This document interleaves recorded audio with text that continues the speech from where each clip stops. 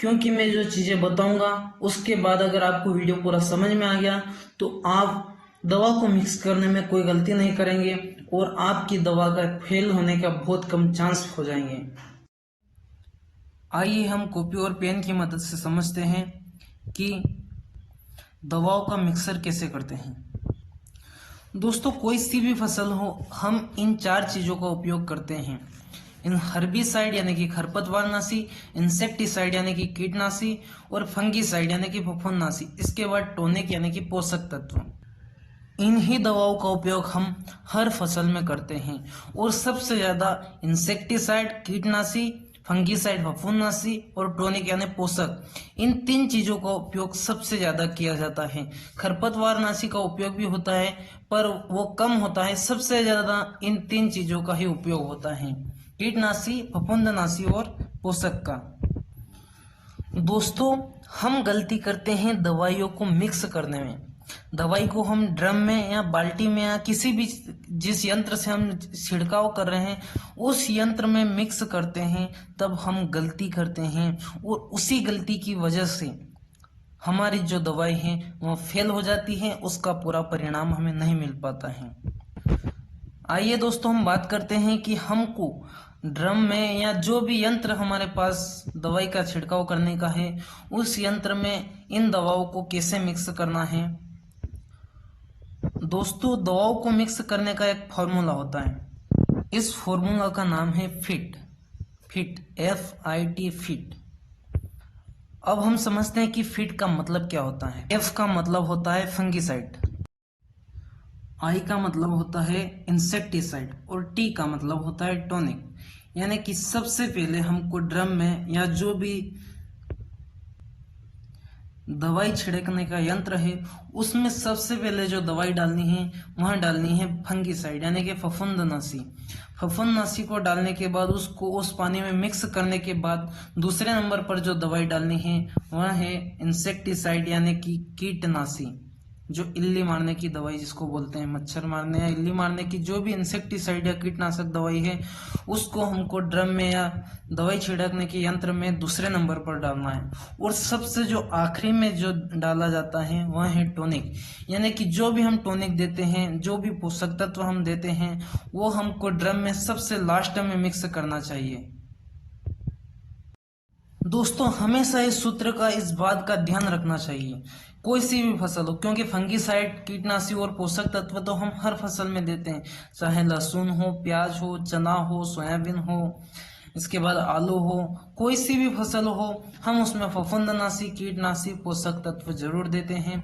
खरपतवारनाशी का प्रयोग कम करते हैं।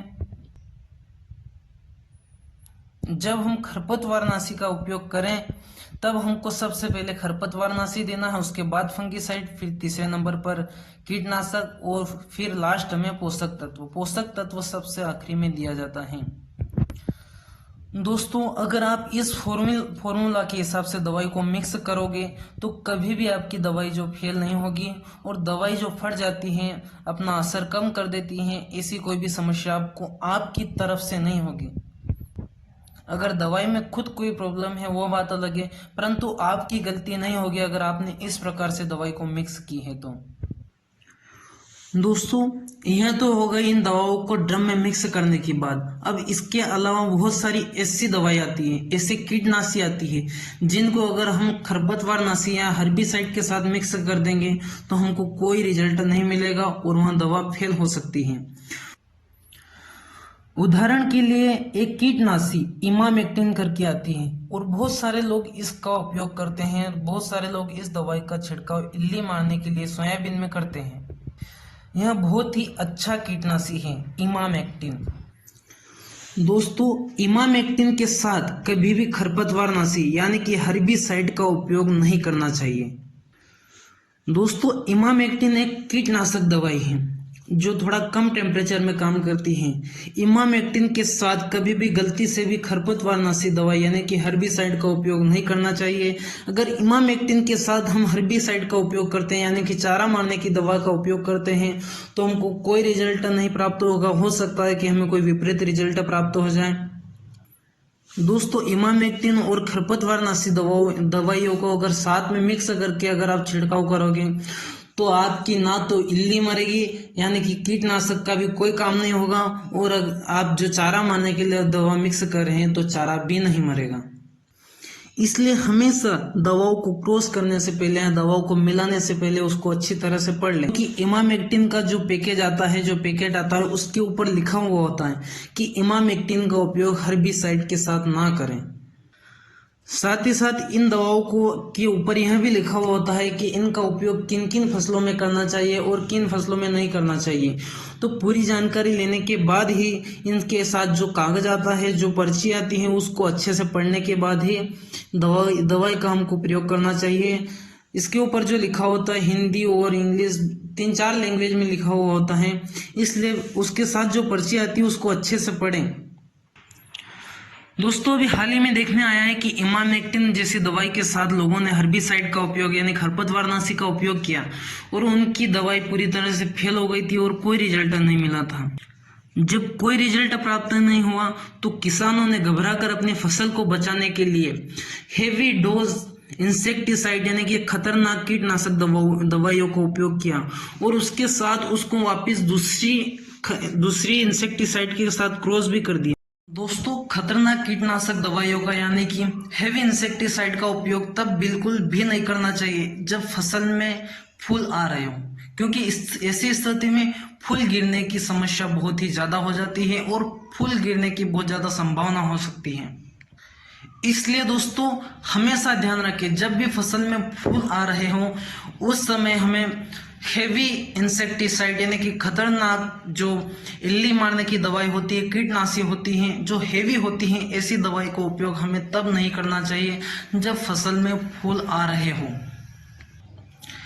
इसके अलावा जब फसल में फूल आ रहे हो उस समय हमें खरपतवारनाशी यानी हर्बिसाइड का उपयोग अपनी फसल में बिल्कुल नहीं करना चाहिए, क्योंकि हर्बिसाइड के उपयोग से फसल में फूल गिरने की संभावनाएं बढ़ जाती हैं।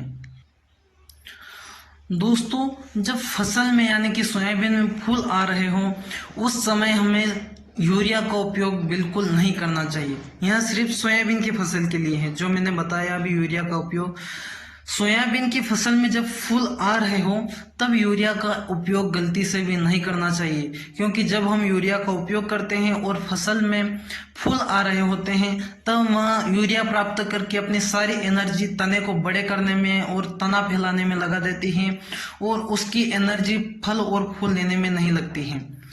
इसलिए सोयाबीन की फसल में जब फूल आ रहे हों उस समय सोयाबीन में यूरिया का उपयोग नहीं करना चाहिए। दोस्तों जब फसल में फूल आ रहे होते हैं तब फसल के लिए बहुत ही नाजुक स्थिति होती है। ऐसे में हमें ज़्यादा केमिकल्स का इस्तेमाल नहीं करना चाहिए, जैसे कि ग्रोथ रेगुलेटर। ऐसे केमिकल्स उपयोग बहुत कम करना चाहिए। जितना हो सके या तो फूल आ रहे हैं उसके पहले या फिर फसल में फूल खत्म होके फल लगने लग जाए उस समय हमें दवाओं का उपयोग कर सकते हैं, परंतु जब फसल में फूल आ रहे हों उस समय दवाई का उपयोग कम ही करना चाहिए।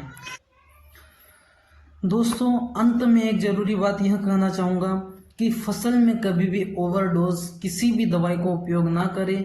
जितनी ज़रूरत हो, जिस समय ज़रूरत हो उसी समय उचित मात्रा में दवाई का प्रयोग करें। ओवरडोज दवाई हमेशा फसल के लिए नुकसानकारी है, इसलिए फसल को कभी भी ओवरडोज ना दें। दोस्तों आज के लिए इस वीडियो में बस इतना ही था। उम्मीद करता हूँ आपको वीडियो जरूर पसंद आई होगी। फिर मिलेंगे नई जानकारी के साथ अगले वीडियो में। तब तक के लिए जय जवान जय किसान।